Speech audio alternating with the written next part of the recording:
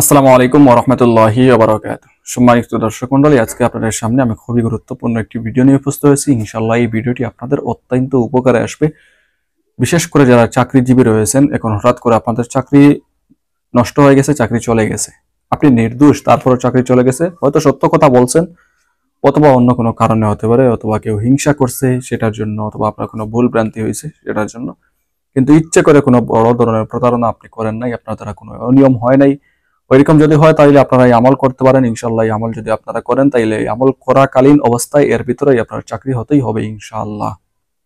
আর বিশেষ করে আমি যে পরামর্শ দেবো সেটা হচ্ছে চাকরি চুকরি এইসব ধান্দা বাদ দিয়ে কিছু ব্যবসায়ী হওয়ার চেষ্টা করেন, যাতে করে নিজস্ব আপনার যদি কোনো সময় ভালো লাগে ব্যবসা করলেন, ভালো লাগে না বাসায় থাকলেন কোনো সমস্যা নেই, পরে অধীনে থাকার চেয়ে নিজেও কিছু করার চেষ্টা করেন। ঠিক আছে, এটাও একটু খেয়াল রাখবেন। অথবা আপনি চাকরির পাশাপাশি তো ব্যবসা করতে পারেন। আর যাই হোক, এখন যেটা আমল সেটা হচ্ছে কোরআনী আমল। দৃঢ় ইয়াকিন নিয়ে আল্লাহ তাআলার উপর পূর্ণ বিশ্বাস রেখে আপনারা আমল করবেন, তাহলে ইনশাআল্লাহ উপকার পাবেন। কোরআনী আমল, আল্লাহ তাআলার উপর ভরসা ছাড়া, বিশ্বাস ছাড়া কোনো কিছু কামিয়াবি অর্জন হবে না। এখন আমরা মুখ দিয়ে সবকিছুই তো আল্লাহর উপর বিশ্বাস করি, মানিও, কিন্তু অন্তর দিয়ে মানার বেলায় সমস্যা। অন্তর দিয়ে মনে করি কবিরাজ চাকরি দিয়ে দেবে, কবিরাজ পরীক্ষাতে গোল্ডেন A+ বানিয়ে দেবে, এরকম এমন এমন কবিরাজকে এমন এমন বিশ্বাস করি। যতটুকু বিশ্বাস যদি আমরা আল্লাহর উপর রাখতাম, তাহলে হয়তো কোনো আমল না করার অবস্থায় আল্লাহ তাআলা আমাদের কাজকে সম্পাদন করে দিতেন। কারণ আল্লাহ তাআলাই বলেছেন, বান্দা আমার উপর যেরকম ধারণা করবে আমি তার প্রতি সেইরকমই আচরণ করব। সুতরাং যদি অন্তর থেকে এরকম দৃঢ় ধারণা থাকতো যে আল্লাহ তাআলা এইসব কিছু করেন, আল্লাহ তাআলাই আমার চাকরি দিবেন, তাইলে আমল ছাড়াও চাকরি পাইতেন। কিন্তু দেখা যায় আমলও করেন ঠিক আছে, কিন্তু ওই অন্যত্র গায়রুল্লাহর উপরও অনেক আস্থা বিশ্বাস এমন ভাবে চলে আসে যেটা একমাত্র আল্লাহ তাআলার উপর বিশ্বাসের কথা, ওইরকম বিশ্বাস আমরা অন্য স্থানে দিয়ে দিই। সেজন্য অনেক সময় আমল করেও আমরা উপকার পাই না। তো এরকম করা যাবে না। অবশ্যই আল্লাহ তাআলার উপর দৃঢ় বিশ্বাস রাখবেন, এমনকি আমার উপরেও নয়। আমি যে আপনাদের সামনে শিখিয়ে দিচ্ছি এতটুকুই হচ্ছে আমার দ্বারা শেষ কাজ। এখানে আমি যে আপনাকে কোনো কিছু করে আমি অফিসে নিয়ে দিয়ে দেবো এরকম কোনো কিছু নয়। আবার বিশেষ করে অনেকে অনেকে মানুষকে টাকা দিয়ে দেন, বড় অঙ্কের টাকা চাকরি হওয়ার জন্য, এখন সে টাকা মেরে খেয়ে ফেলে আর আপনার চাকরিও দেয় না। ওইরকম অবস্থায় আমল করে কোনো উপকার পাবেন বলে আমার মনে হচ্ছে না, কারণ এটা প্রতারণার শিকার হয়েছে না। প্রতারণা থেকে যে মুক্তির জন্য আপনি কোনো আমল করবেন আর প্রতারণা থেকে বেঁচে যাবেন এরকম নয়। কারণ হুশ বুদ্ধি জ্ঞান আল্লাহ তাআলা আপনাকে দিয়েছেন, আপনি হুশ বুদ্ধি কাজে লাগাবেন, কাজে লাগিয়ে আপনি কোনো ডিসিশন নেবেন, ইনশাআল্লাহ উপকার পাবেন। তো যাই হোক, আজকের যে আমল সেটা হচ্ছে সূরা ফাতিহা আপনারা পাঠ করবেন 41 বার ফজরের নামাজের পরে।